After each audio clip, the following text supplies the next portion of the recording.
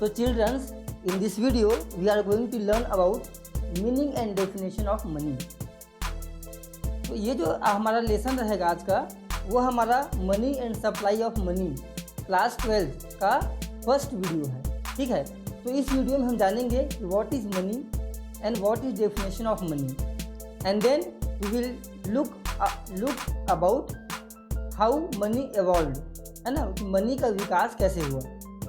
चलिए, तो सबसे पहले हम समझते हैं कि हम सब जो है अपने डेली लाइफ में मनी को यूज़ करते हैं। हम अपने डेली लाइफ में मनी से बहुत सारी चीज़ें खरीदते हैं। मनी से हम फूड आइटम्स खरीदते हैं, मनी से हम क्लॉथ्स खरीदते हैं, मनी से हम इलेक्ट्रॉनिक्स के जितने प्रोडक्ट हैं वो खरीदते हैं। मतलब लगभग आज की डेट में मनी से हम सारी चीज़ें खरीद सकते हैं। तो आपने कभी ध्यान से सोचा है कि व्हाट इज़ मनी, मनी आखिर है क्या? तो मनी क्या है? देखिए, मनी जो होता है उसमें हमारे पास कॉइन्स होते हैं और नोट्स होते हैं। कॉइन हो चाहे नोट्स हो, उसमें एक चीज़ कॉमन है कि दोनों में जो है उसका एक फेस वैल्यू होता है। जैसे कि 10 रुपीज़ का नोट है तो उसमें 10 लिखा होता है। साथ ही साथ वो जो नोट है वो गवर्नमेंट के द्वारा ऑथराइज्ड है ना। रिजर्व बैंक ऑफ इंडिया के जो हमारे गवर्नर होते हैं उसका जो है उसमें साइन होता है, ठीक है, यानी कि that is authorised by the government of India, ठीक है। तो यही चीज़ जो है मनी को मनी बनाती है कि that should be authorised by the government, ठीक है। तो आगे चलते हैं कि समझते हैं कि what is the meaning of money. तो मनी क्या है? मनी जो है, देखिए, money is a thing that is generally accepted as a medium of exchange. तो मनी जो है एक वस्तु है, वो कुछ भी हो सकता है जिसको हमने नॉर्मली मीडियम ऑफ एक्सचेंज के रूप में एक्सेप्ट कर लिया है ना। एक्सचेंज का मतलब होता है बदलना, ठीक है, लेन देन।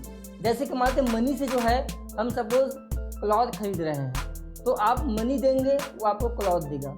मनी से सपोज आप एक पेन खरीद रहे हैं, तो आप जो है उसको मनी देंगे, वो आपको क्या देगा? पेन देगा। तो क्या हो रहा है?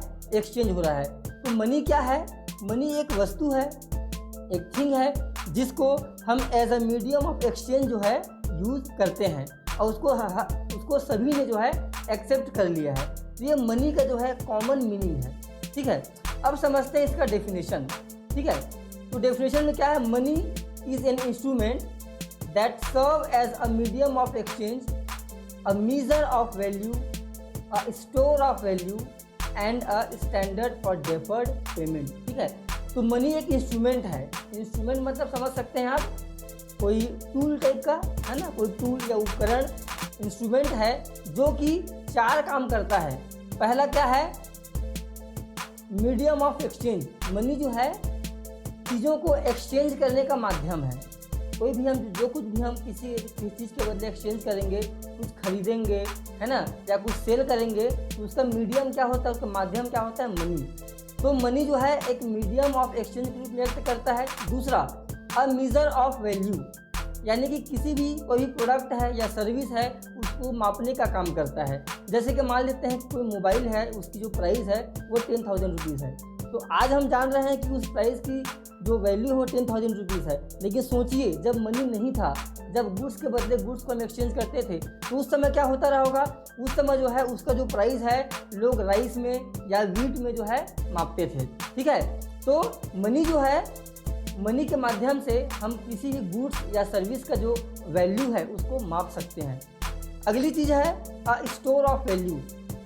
मनी जो है, मनी के हेल्प से हम बहुत सारा जो है गुड्स और सर्विसेज को स्टोर कर सकते हैं, ठीक है। सोचिए जब मनी नहीं था, मतलब जब गुड्स के बदले गुड्स एक्सचेंज करते थे, तो अगर आपको उस समय स्टोर करना होता कोई चीज़, जैसे राइस ही स्टोर करना होता, तो सोचिए आप कितनी मात्रा में स्टोर कर पाते, क्योंकि इसमें आपको बहुत सारा जगह चाहिए, उसमें ज़्यादा कॉस्ट लगेगा, ठीक है। लेकिन इसमें क्या है, आप जो है उस राइस को आप बेच दीजिए, है ना, या कोई भी आपके पास जो सामान उसको आप बेच दीजिए, उसके बदले जो पैसा मिलेगा उसको आप जो आसानी से जो है कहीं भी स्टोर कर सकते हैं। और आजकल तो आपको बैंकों में आप रख सकते हैं, ठीक है, जो कि वर्चुअल स्टोरेज होता है, ठीक है।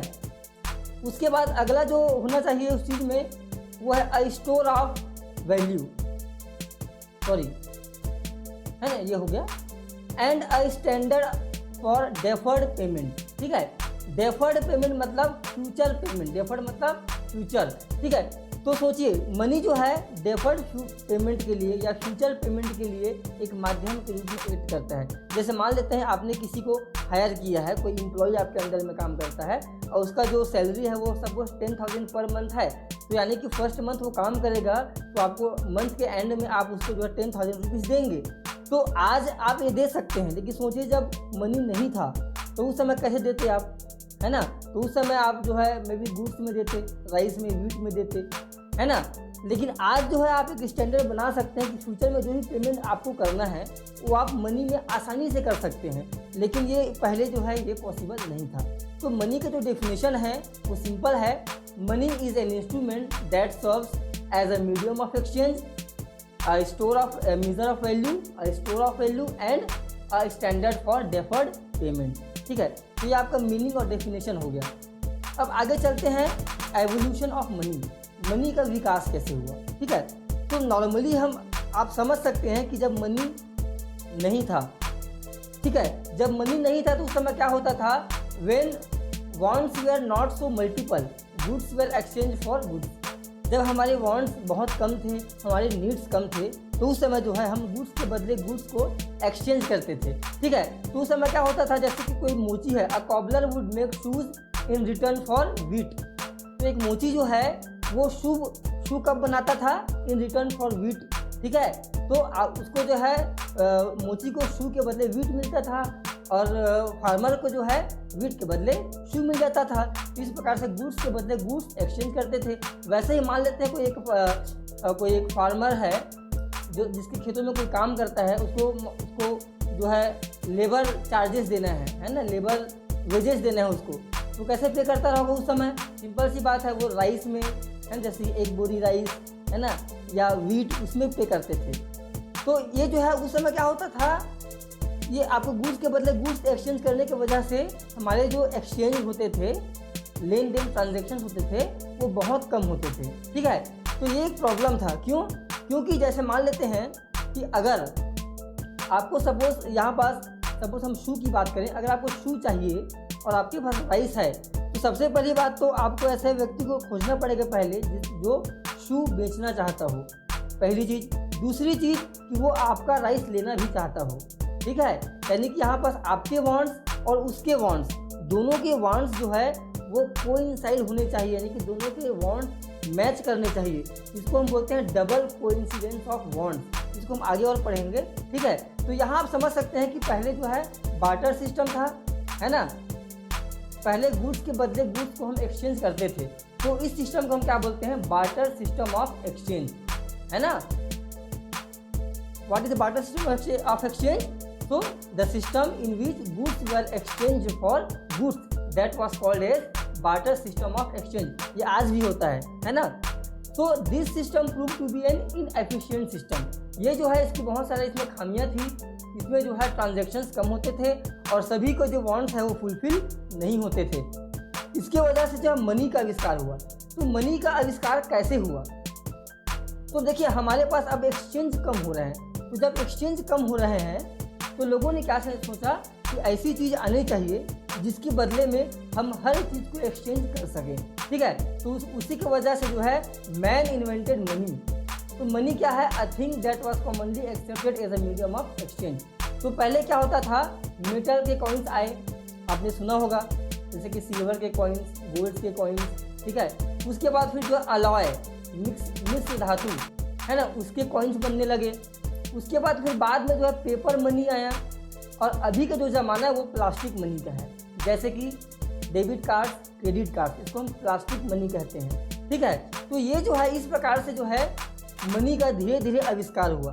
तो मनी का आविष्कार कैसे हुआ, जो आपका जो नीड फॉर एक्सचेंज था, यानी कि है ना गुड्स और सर्विसेज का जो एक्सचेंज को आसान बनाने की प्रोसेस में जो है मनी का आविष्कार हुआ। यहाँ आप देख सकते हैं money finds its origin in the need to facilitate exchange, ठीक है।